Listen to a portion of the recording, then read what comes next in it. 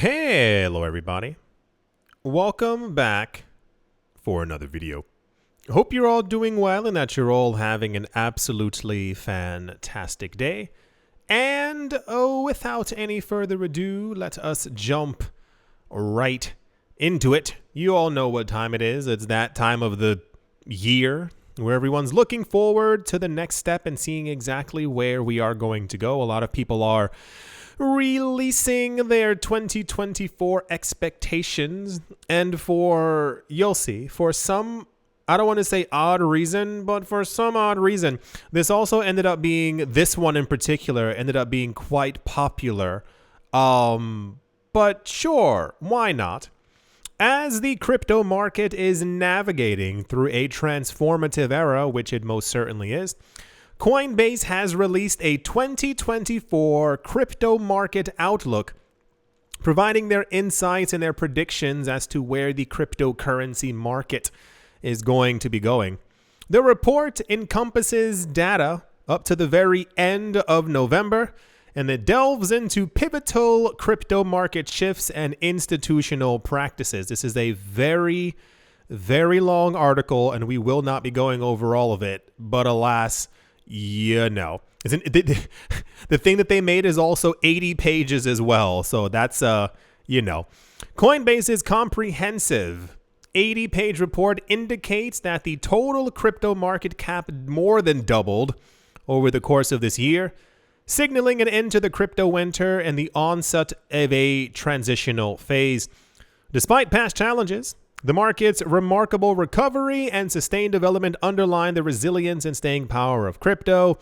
They said what's clear, however, is that in spite of the hurdles directed towards the asset class, because Coinbase got into a bit of a tussle with the SEC multiple times, the developments we witnessed over the past year have defied expectations. They are evidence that the crypto is here to stay. The challenge now is to seize the moment and build something better. Coinbase says that 2023 witnessed Bitcoin reinforcing its status as a safe haven asset.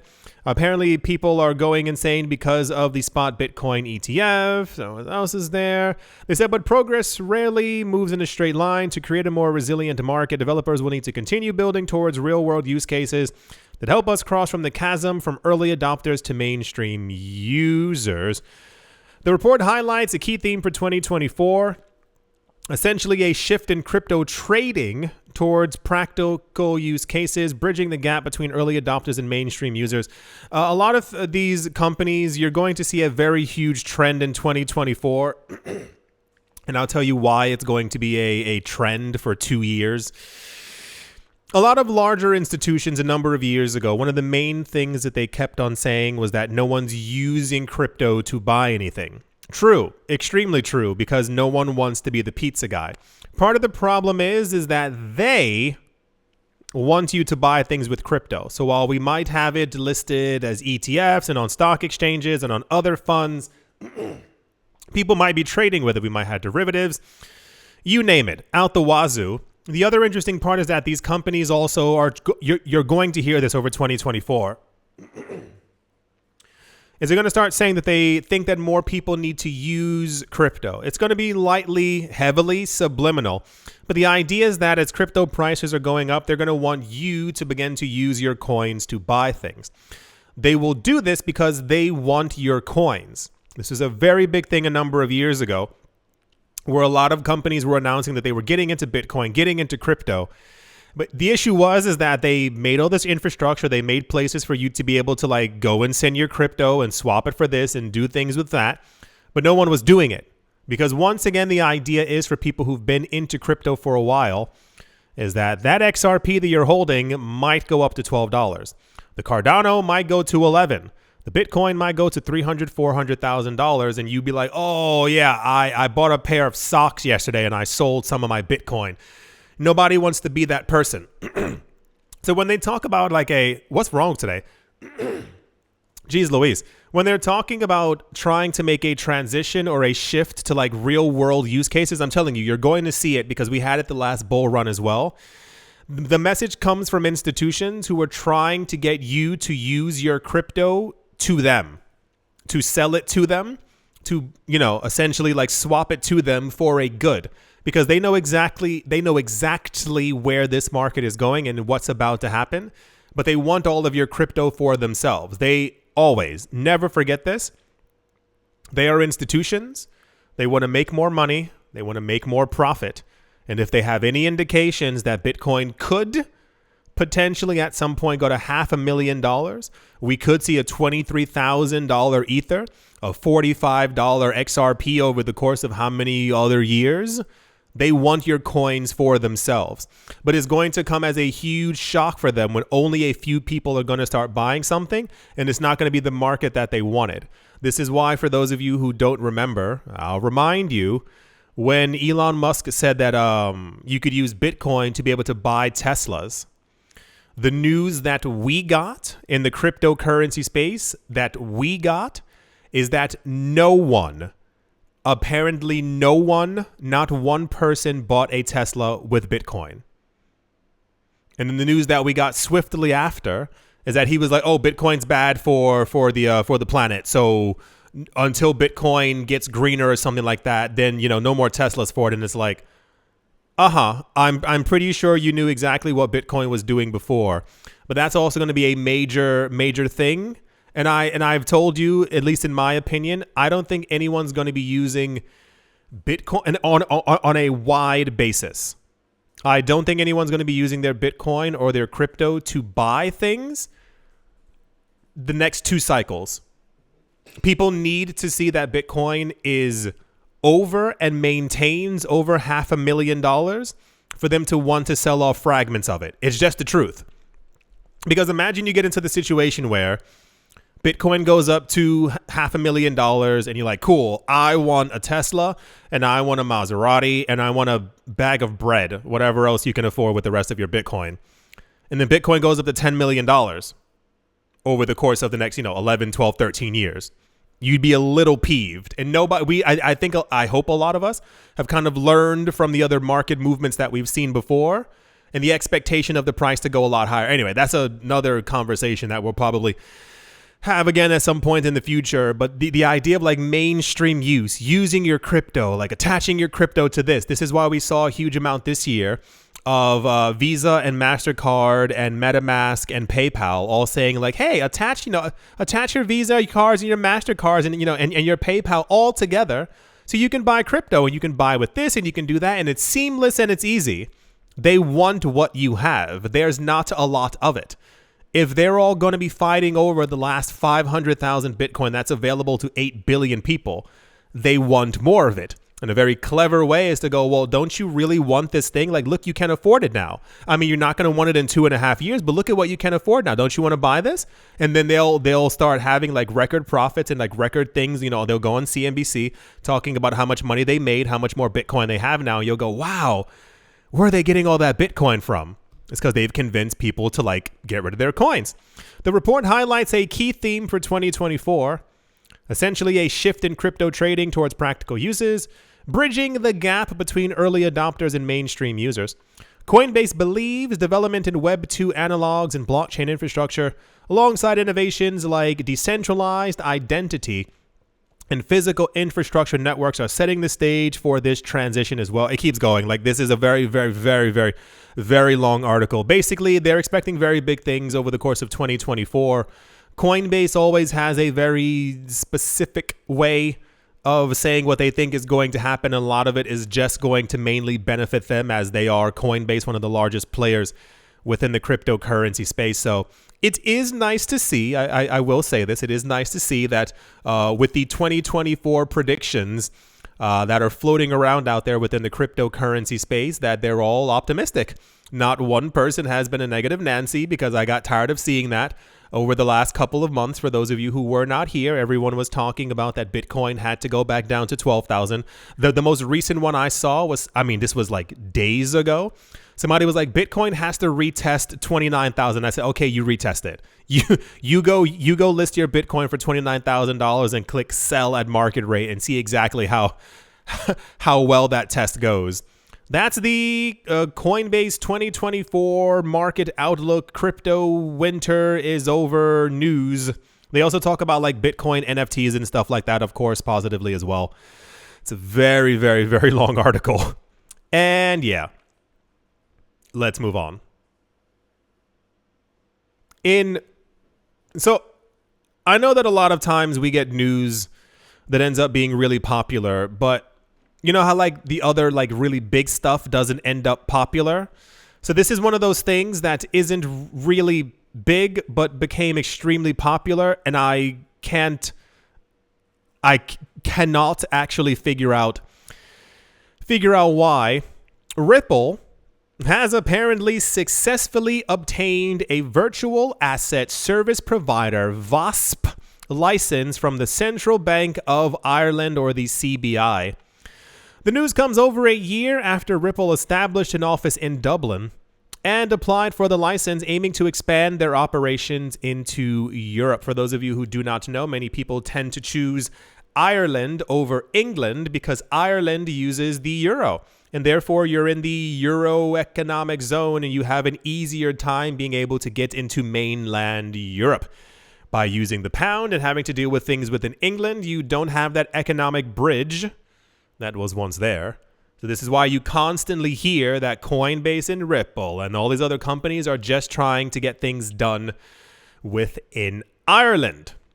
The Central Bank of Ireland initiated the registration process for the VASP license in 2021, focusing on ensuring compliance with anti-money laundering and other things that they say has to do with finance. Ripple has now met the regulatory requirements and has received the license, enabling the company's Irish arm to provide various digital asset services to investors within Ireland. They said in a press release, they said, and I quote, "The Central Bank of Ireland's addition of Ripple Markets to its list of registered virtual asset service providers is a significant step towards forwarding our business in the region." Fantasticals. That's the news. However, as you might have or might not have imagined, this was destructively popular news. It was all over the place. Everyone was talking about it as if this was like the coolest thing that has ever happened. For whatever reason in the world, whenever we get news that a company's firing people or hiring people, especially if a company just got paperwork done, woo boy, that's always the big shebang. The news is that basically Ripple got paperwork, and it is extremely popular. Like, I understand the significance of it, but I mean, if we had that same kind of energy, the same energy when Ripple partnered with a country, it'd be great. Or if like we heard that countries were buying up Bitcoin, and that was also like, 16 different articles out there talking about it as opposed to just one, that would also be something extremely different. So cool. As predicted, they opened an office there, so we can only assume what was going to happen. Ripple has opened a brand new office in Ireland, and they also got a stack of paperwork. So now they are a virtual asset service provider within the region, and they can also probably do business with their paperwork as well within the European Economic Zone. That's the why in the world was all of this so popular news? And yeah, let's move on. Also I get it, but I also don't got it news. David Rigonij, a former Credit Suisse AG private banking executive, has apparently launched a cryptocurrency trading platform aimed at banks and security firms. This was reported by Bloomberg. The report stated, the move is a strategic effort to capitalize on the increasing interest in digital assets from traditional financial institutions outside of the United States. Basically, he's trying to make money. That's all they had to do was say he saw an opportunity and he's trying to take it. Indeed, Rigonij in 2015 departed Credit Suisse to work on the Zurich-based startup known as RuleMatch. Prior to this exit, the executive served as head of operational risk in private banking. According to the report, RuleMatch offers a crypto trading platform for financial institutions only. Furthermore, the company, which has begun trading in Bitcoin and Ether, has added some financial institutions to their ranks. However, company executives noted the firm is still looking to expand their clientele in Europe, the UK, and in Singapore. The United Kingdom is still a part of Europe, just not the Eurozone. So, awesome. This was also popular news. I don't know if it's because years ago, what was usually quite popular was any kind of news that someone from the old system had moved into crypto. It was always like a very big, like, yeah, we got another one. But that's, I think, just kind of normal because people on Wall Street are also not leaving Wall Street, but still trading cryptocurrencies. So someone who I personally have never heard of, who used to work at Credit Suisse, left Credit Suisse and is now making his own crypto exchange that's only for the wealthy. How this became popular, I don't know, but it's all over the place. So that's fantastic. So we will have another crypto exchange that none of you will ever hear of because it's only for like financial institutions unless you are a financial institution. And they will make money from it. That's the Credit Suisse executive is making his own crypto exchange news. Awesome. Yay. Okie dokie. Let's move on. Also in popular news is that's definitely incorrect. That's definitely the this is a Dogecoin. You know what I noticed, and I'll be completely honest with you. A lot of people who are writing these articles within the cryptocurrency space, I always have to assume that these people are like brand new, like literally like you just started yesterday. For those of you not looking at the screen, the article is going to be about Shiba Inu, like the actual like Shiba Inu coin, SHIB. But the photo that's on the screen is of Dogecoin, which is also a Shiba Inu. But you can tell the difference between Shiba Inu and also Dogecoin because they look nothing alike. So there's so many times when I've seen articles being written and people are writing stuff like, you know, company that's only been around for 2 years, Ripple. And I'm like, Ripple's been around since like 2012. Like I literally can't imagine what. Anyway, so there's the wrong photo there. Once again in the news is Shiba Inu because they know how to market themselves. Shiba Inu developers are apparently working with internet domain player D3 to introduce a .shib internet and top-level domain to the market as part of a push towards identity-focused projects. It's similar to .com and also to .eth, which is also a really big thing right now. They're not as popular as people believed that they were going to be. They're still pretty popular. Don't get me wrong. They're not like, it's not like no one's using them. But people really rushed into the domain name sector within the cryptocurrency space a couple of years ago, believing that it would immediately be like the whole .com thing. So let's say it's good old 1991 or 1992. And someone's like, internet, what's an internet? And people learn about it and then people realize that they can buy like website names or like internet domain names. So people buy like bag.com or Apple or money or I can't think of another word, but like that website kind of thing.